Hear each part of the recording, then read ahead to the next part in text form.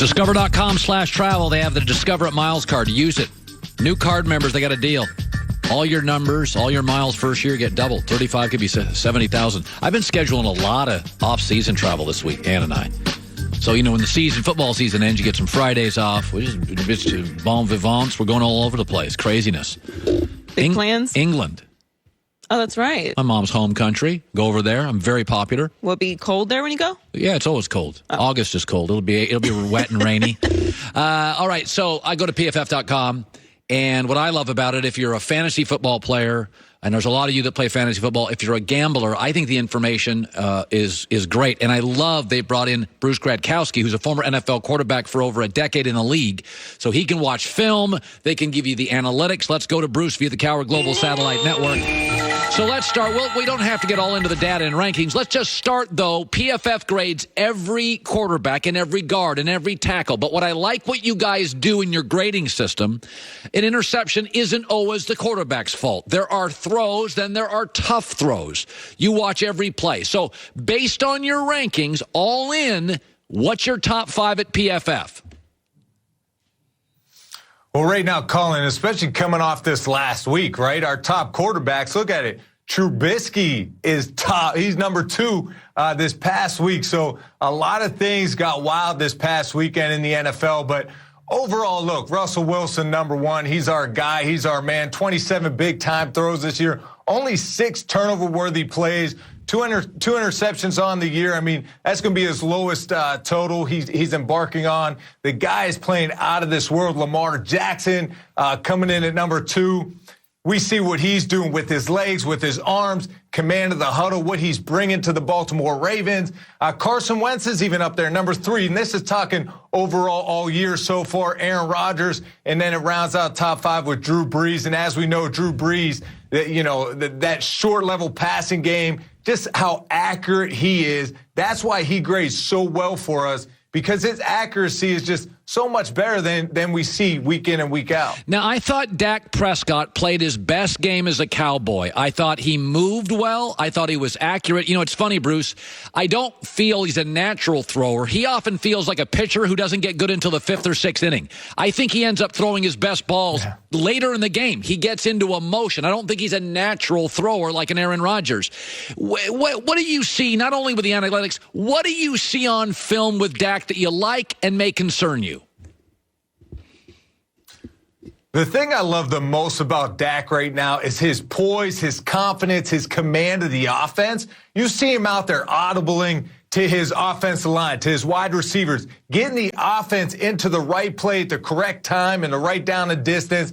3rd down, he's executing well. This past week, he plays so well this whole year that we've graded so far for Dak in a clean pocket. The dude is playing out of this world, so he's very good from a clean pocket. I have some concerns late in the ball game, that 4th down and 5. He took his matchup with Zeke, a running back, on a linebacker. We like that matchup. Not quite sure, though, Zeke, he's not the best pass catcher type receiver, where he had, Randall Cobb in the slot he could have worked on that 4th down and 5. That's situational football. Those are big plays at key moments. I want to see him continue to elevate his game in those moments. But I'll tell you what, Dak from a clean pocket, playing well. And the best thing I love about him, like I said, his poise, his composure, his command of the offense. I love seeing his growth. Now, Cowboy games are on nationally every week. Arizona's are not.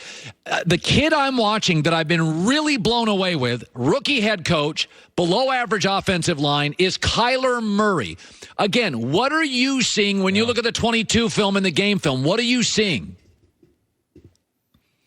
I love his competitiveness. Look, we like Kyler Murray coming out of college. PFF here, we grade him high. We knew he'd be playing basically the way he's playing now, so we're not surprised. But the thing I love about Kyler Murray, I think his game is more sustainable than a Lamar Jackson. You see how accurate he is with the football, the way he can ad-lib and make plays. When he's running the football, he looks like a Barry Sanders out there. He's not taking these nasty hits to his body, and I love the competitiveness. Every game Kyler Murray's in, it's going to be a close game. Yeah. He's always playing from behind. You see him in that 2-minute offense. So I think he's doing a terrific job. So do I, and I think this needs to be said. He's playing from behind a lot. It's much tougher for these quarterbacks. Lamar, when he had to play behind against Cleveland, did not look like the same quarterback. So I agree with you. I think Kyler is not getting the love because he plays for the fourth best team in his division. Now, I want to talk about Lamar because I do think he adds a dynamic. I don't think GMs look at that and go, get me Lamar. I don't think he exists on the market. I do think Tua is Kyler, is Russell Wilson. I've seen that. Lamar's just unique. I don't think there's another Lamar on the market. Are there things you like and are there things you don't love? I'll tell you what, Lamar Jackson had me sold in Seattle the game he played. Not because of the statistics. You know, he can run for third downs. He can make those plays, but his competitiveness. I watch him out there when he went to John Harbaugh on the sideline on fourth down and said, let's go for it. When I saw him be competitive out there trying to get first downs, he crushes the defense on third downs when he drop backs to pass. Nothing's there. He takes off to get the first down. The guy, I'm seeing him make plays, too, from the pocket. He's being accurate with the football. Can he come from behind and win some big games throughout their stretch? They have some tough games that they're going to play the rest of the season. How can he come from behind and play well? Lamar Jackson, I love what he's doing, but more importantly, what John Harbaugh and that coaching staff is doing is very impressive. And to me, it makes me realize there are coaches out there that put their egos to the side and say, look, let's build the offense around players we have and the talent we have in this building. And that's what the Baltimore Ravens are doing, and that's why they're playing so well. I think the surprise of the league, Bruce Gradkowski, over a decade in the NFL, PFF.com, by the way, go there.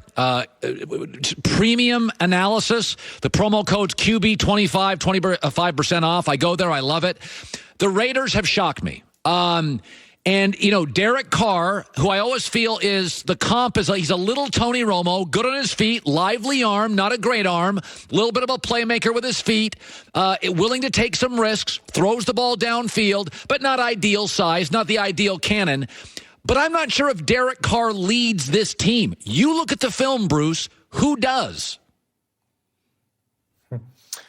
Well, you have to look at the quarterback position first. And Derek Carr's leading PFF in a clean pocket this year. He's playing very well.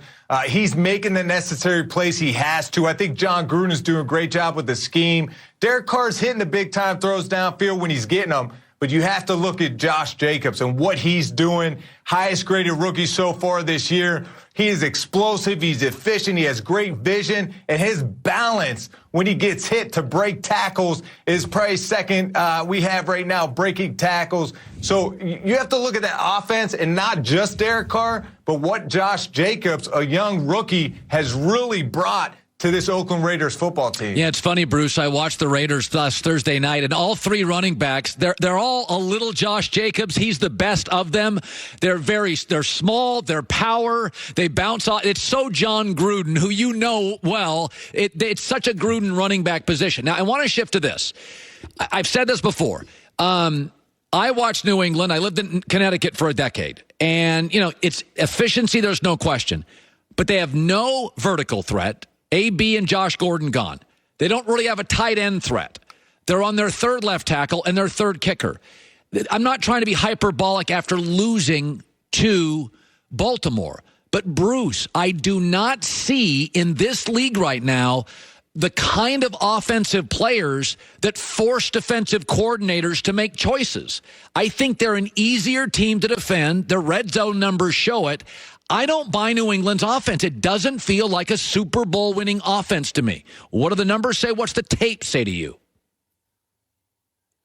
Well, Colin, you're right. They don't have the weapons that they're used to around Tom Brady. I love the addition of Mohamed Sanu. I played with him in Cincinnati. I feel like that gives Brady a big target in the middle of the field that he can work. They don't have tight ends that can win and make plays like Gronk did. I look at Mohamed Sanu, Julian Edelman, of the tight end versions of a wide receiver. Let them work the middle of the field. Let them bring you the plays that they can make. But you have to look at the defense and what Bill Belichick does. Every week there's a little nuance to the defense and how to stop teams. They're very talented defensively. So for that's why they could possibly make a Super Bowl run. And Josh McDaniels and Tom Brady, they'll find a way. They always do. But I'm very eager to watch what happens because you're right, Colin. With the weapons around Brady, how far can this Patriots offense go? By the way, finally, the Rams. Everybody's bailing on Jared Goff, okay? And Sean McVay, the genius card's expired. What do you see as a 10, 11-year NFL quarterback? What does the tape say? Well, this year, Goff, number one, is not playing as well as he did last year from a clean pocket. And you have to understand, he's not playing with a clean pocket often. That offensive line struggling. Now they're dealing with some injuries, losing Allen for the year. The right tackle's out probably a week or so. So now they have to supplement new guys in there. Last year, they had a lot of continuity with the offensive line. Todd Gurley was playing good early on in the year. They can't find their rhythm. Look, Cooper Kupp, 200-some yards against the Bengals last week against the Steelers. 0 catches, only 4 targets. So I just really think this offense needs to come together and figure out what their identity is. And I think Sean McVay, he'll get back in that laboratory. He's like a mad scientist. He'll figure it out. I think Whitworth, I played with him in Cincinnati. He's a good team leader. They have to figure it out. They have to protect the quarterback first and foremost. And Sean McVay, get in that lab and dial something up because you have to scheme better and make more plays offensively. Yeah, they have a little crisis center guard right now with injuries. Bruce Gradkowski, 11 years in the league, PFF.com. Thanks, Bruce. Good talking to you.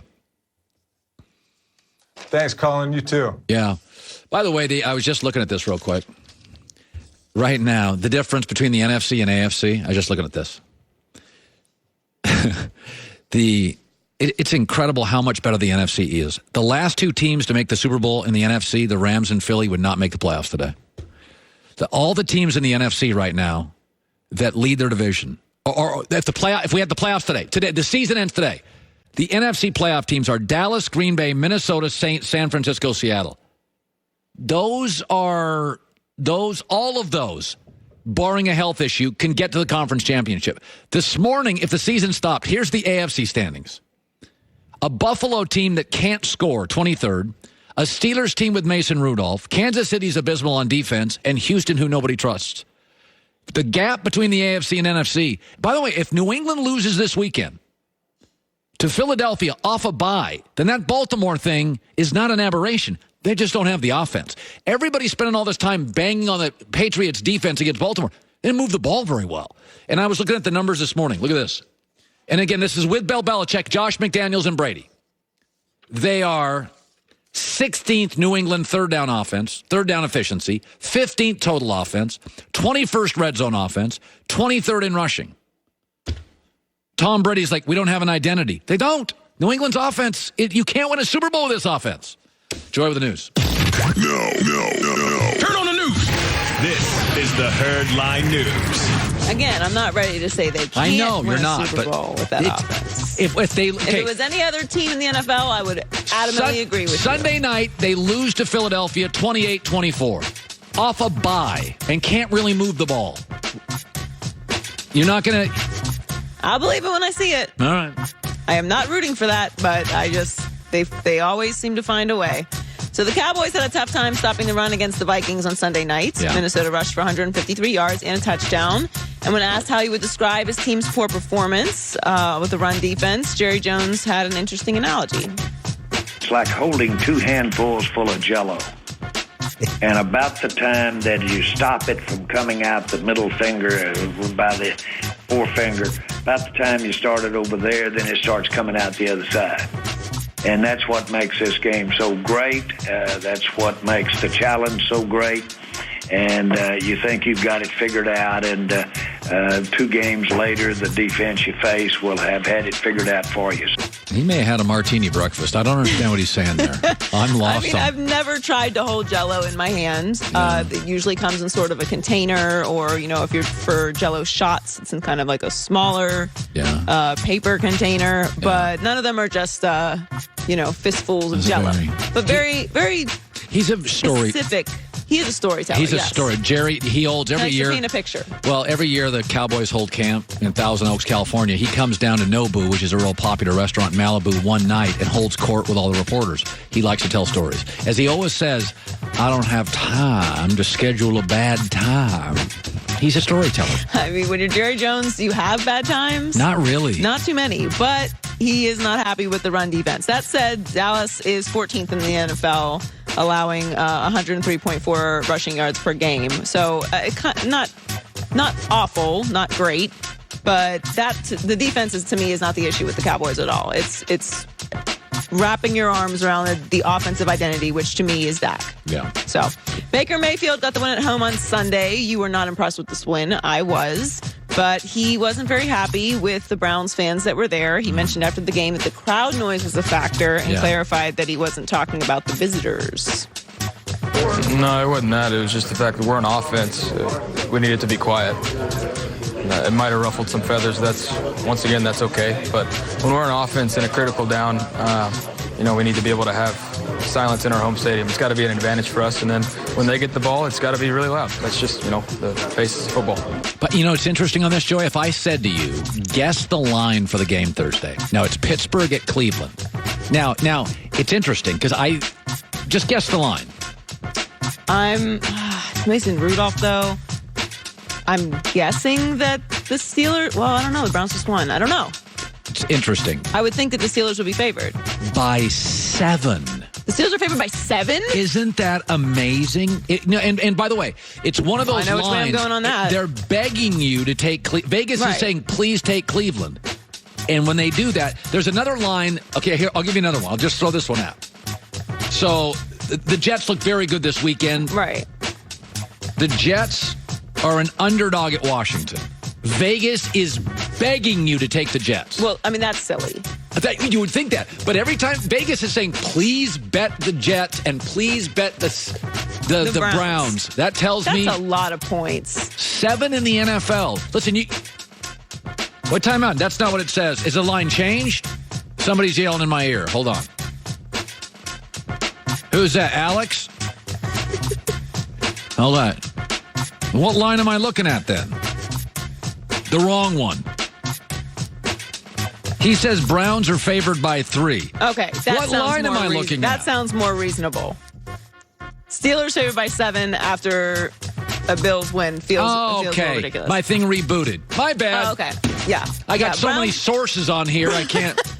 Browns by 3 is much more realistic. Okay. Although I still could believe that the Steelers would be favored. By the way, now I get Pittsburgh plus points. Now I kind of love the Steelers. Yeah. Anyway, Baker talking about games that have already passed.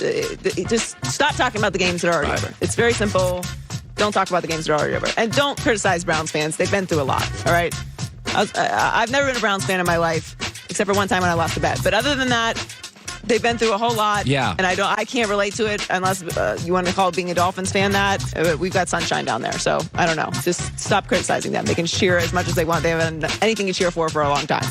Finally, we had some huge news last night on WWE Backstage here on FS1. We did. CM Punk made a surprise appearance and announced he will now be a part of the show.